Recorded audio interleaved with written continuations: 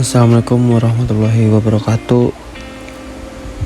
Perkenalkan, nama saya Muhammad Rafi Pratama Subhan. Saya di sini ingin mengerjakan tugas akhir semester saya, mata kuliah pengantar akuntansi dengan dosen pengampu Ibu Desi Rigawati. Pertama-tama di slide pertama di sini ada biodata saya, berikut dari nama, NIM, dan prodi. Lalu selanjutnya ada penjelasan tentang apa itu perusahaan dagang. Perusahaan dagang adalah perusahaan yang bergerak dalam bidang pembelian dan penjualan barang dagang tanpa mengolah atau mengolah sifat produk tersebut. Beberapa perusahaan menggunakan salah satu dari dua sistem untuk menghitung persediaan, yaitu ada dua sistem. Yang pertama adalah sistem perpetual atau perpetual inventory system. Dalam sistem persediaan perpetual, perusahaan menyimpan catatan terperinci dari biaya setiap pembelian dan penjualan persediaan. Lalu ada sistem periodik atau periodic inventory system. Dalam sistem persediaan periodik, perusahaan tidak menyimpan perincian catatan persediaan barang yang ada selama periode berjalan. Sebaliknya, perusahaan menentukan beban pokok penjualan hanya pada saat akhir periode akuntansi secara periodik. Lalu di sini ada akun khusus yang digunakan dalam perusahaan dagang. Pertama ada persediaan, pembelian, retur pembelian, potongan pembelian, beban angkut pembelian, penjualan, retur penjualan, potongan penjualan, beban angkut penjualan. Selanjutnya ada metode perpetual, yaitu metode pencatatan persediaan di mana perusahaan akan melakukan pencatatan terhadap transaksi yang berhubungan dengan persediaan secara terus-menerus pada saat transaksi tersebut terjadi. Dalam metode perpetual, perusahaan mengadakan pencatatan secara mendetail atas biaya perolehan barang, persediaan barang dagang yang dibeli maupun dijual. Pencatatan tersebut berlangsung secara terus-menerus hingga menunjukkan jumlah persediaan yang ada di perusahaan untuk setiap jenis persediaan secara real time. Dengan kata lain, pada metode perpetual ini, persediaan akan dimutakhirkan secara terus-menerus. Metode ini dapat menciptakan pengawasan atas persediaan yang lebih baik. Walaupun catatannya dilakukan secara terus-menerus, perhitungan fisik harus tetap dilakukan paling tidak sekali dalam waktu setahun. Selanjutnya di sini ada contoh pencatatan transaksi ke dalam jurnal menggunakan metode perpetual. Contohnya seperti itu. Selanjutnya ada metode periodik, yaitu metode pencatatan persediaan di mana perusahaan tidak akan mengadakan pencatatan secara mendetail atas persediaan yang dimilikinya sepanjang periode seperti pada perpetual. Penentuan biaya perolehan persediaan yang terjual hanya dilakukan pada setiap akhir periode saja. Itulah kenapa metode ini disebut dengan metode periodik. Tahapan yang harus dilakukan oleh perusahaan untuk menentukan besarnya biaya perolehan atas persediaan yang terjual pada metode periodik adalah sebagai berikut. Yang pertama, menentukan biaya perolehan persediaan yang terdapat pada awal periode persediaan awal. Menambahkan biaya perolehan persediaan pada awal periode dengan biaya perolehan barang yang dibeli sepanjang tahun berjalan atau pembelian. Yang ketiga, mengurangkan pertambahan biaya tersebut dengan biaya perolehan persediaan yang terdapat pada akhir periode atau persediaan akhir. Selanjutnya di sini ada contoh pencatatan transaksi ke dalam jurnal menggunakan metode periodik. Di situ ada contohnya. Selanjutnya di sini ada penerapan metode periodik untuk mengetahui harga pokok penjualan atau HPP perusahaan. Bisa dilakukan dengan menggunakan contoh seperti yang ada pada slide itu. Selanjutnya di sini ada biaya pengiriman. Perjanjian penjualan harus menunjukkan siapa penjual atau pembeli yang membayar pengiriman barang ke tempat bisnis pembeli. Tentuan pengiriman barang menyatakan apakah sebagai FOB shipping point atau FOB destination. FOB berarti free on board atau penyerahan barang. FOB destination berarti penjual menyerahkan barang dagangan ke tempat usaha pembeli dan penjual membayar biaya angkut tersebut. FOB shipping point atau yang berarti bahwa penjual menyerahkan barang dagangan pada perusahaan jasa angkut dan pembeli yang membayar biaya angkut. Selanjutnya ada dua macam biaya pengiriman. Yang pertama ada biaya pengiriman yang ditanggung oleh pembeli. Ketika pembeli menanggung biaya transportasi, pembeli akan mendebit akun beban angkut pembelian atau freight in atau biaya transportasi atau transportasi in. Di situ sudah ada contoh transaksinya. Selanjutnya Di sini ada biaya pengiriman ditanggung oleh penjual.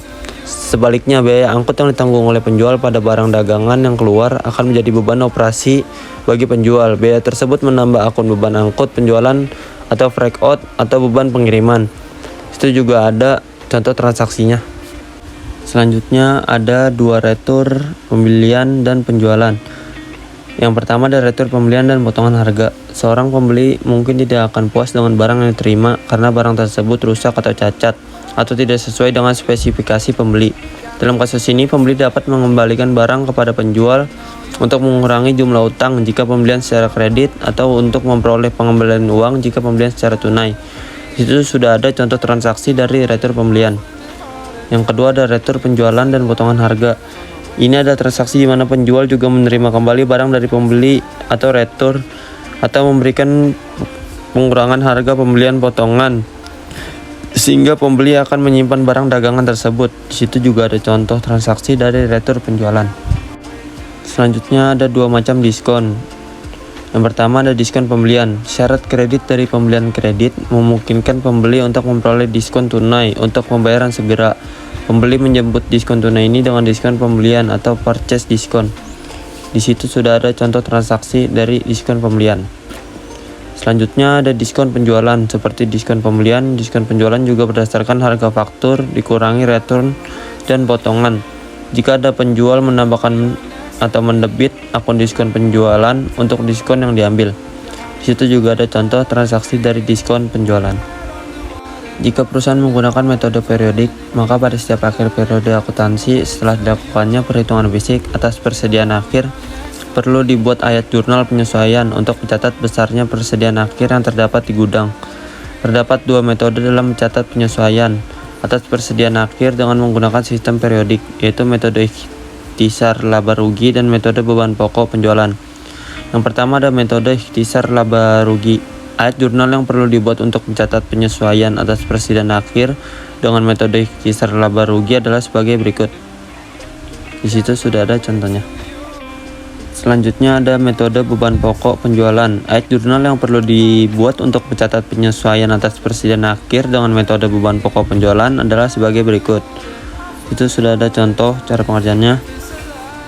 Namun jika perusahaan menggunakan metode perpetual dalam mencatat persediaan barang dagangnya, maka akun persediaan barang dagang akan dicatat secara terpisah dalam buku besar. Selanjutnya di sini ada jurnal penyesuaian. Jurnal penyesuaian adalah jurnal yang dibuat untuk menyesuaikan saldo-saldo perkiraan ke saldo yang sebenarnya sebelum penyusunan laporan keuangan sehingga saldo-saldo akun real dan akun nominal menunjukkan keadaan yang sebenarnya. Akun-akun yang ada di dalam jurnal penyesuaian, yang pertama ada perlengkapan, kedua beban dibayar di muka, 3 pendapatan diterima di muka, 4 beban yang akan dibayar, 5 pendapatan yang akan diterima, 6 penyusunan aktiva tetap. Dan di situ ada contoh dari jurnal penyesuaian. Lalu di sini ada contoh soal dari transaksi menggunakan metode periodik. Di sini saya ingin menjelaskan dari tabel ini.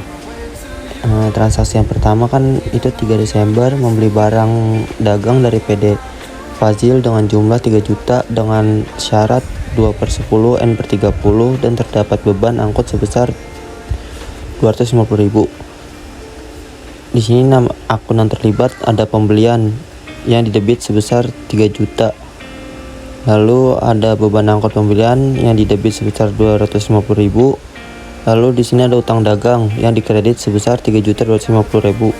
Kenapa di sini ada utang dagang? Karena di sini dia membeli barang dari PD Fazil dengan syarat 2/10 N/30 yang berarti adalah kredit. Lalu transaksi pada tanggal 5 Desember ada akun pembelian yang didebit sebesar 7 juta.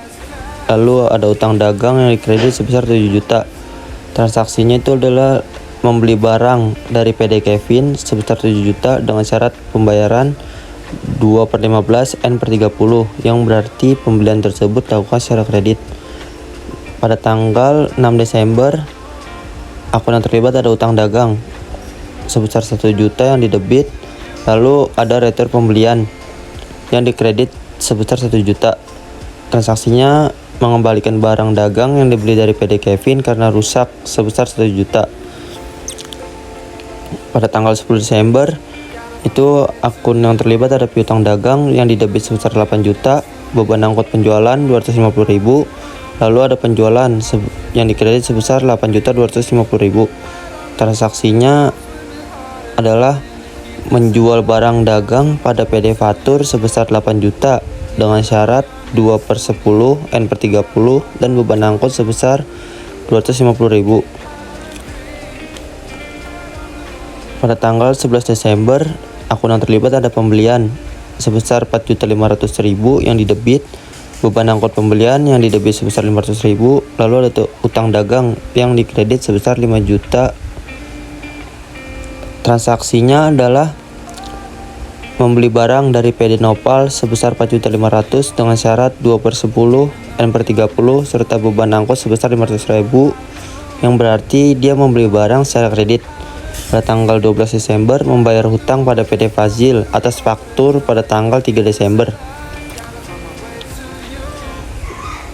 Akun yang terlibat ada utang dagang yang didebit sebesar 3.250.000, lalu ada kas yang dikredit sebesar 185.000, 3.185.000, lalu ada potongan pembelian yang dikredit sebesar 65.000. Di situ pada tanggal 3 Desember kan ada dengan syarat 2/10 dan N/30. Itu ada potongan harga dari pembelian 3 juta. 3 juta ditambah 250.000 dari beban biaya angkut. Lalu pada tanggal 13 Desember ada retur penjualan yang didebit sebesar 1.600.000, lalu ada piutang dagang yang dikredit sebesar 1.600.000. Transaksinya adalah pengembalian barang dagang oleh PD Fatur sebesar 1.600.000 karena tidak sesuai pesanan.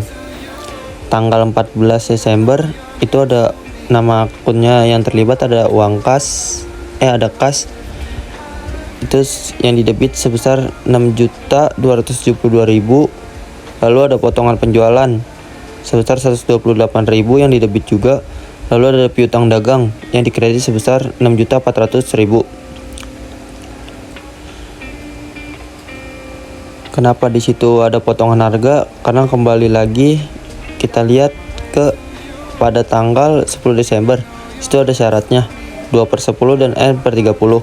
Berarti dia akan mendapat potongan harga jika membayar sesuai pada tanggalnya.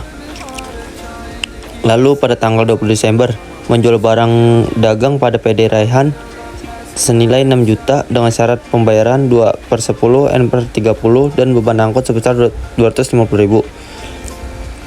Di sini ada piutang dagang yang terlibat dengan didebit sebesar 6 juta, beban angkut penjualan sebesar 250.000, lalu ada penjualan sebesar 6.250.000 yang dikredit. Pada tanggal 28 Desember itu ada retur pembelian atau pengembalian barang dagang dari PD Raihan sebesar 1.500.000, yang berarti akun yang terlibat ada retur penjualan yang didebit sebesar 1.500.000, lalu ada piutang dagang yang dikredit sebesar 1.500.000. Mungkin hanya sekian presentasi dari saya. Jika ada salah kata mohon dimaafkan. Wassalamualaikum warahmatullahi wabarakatuh.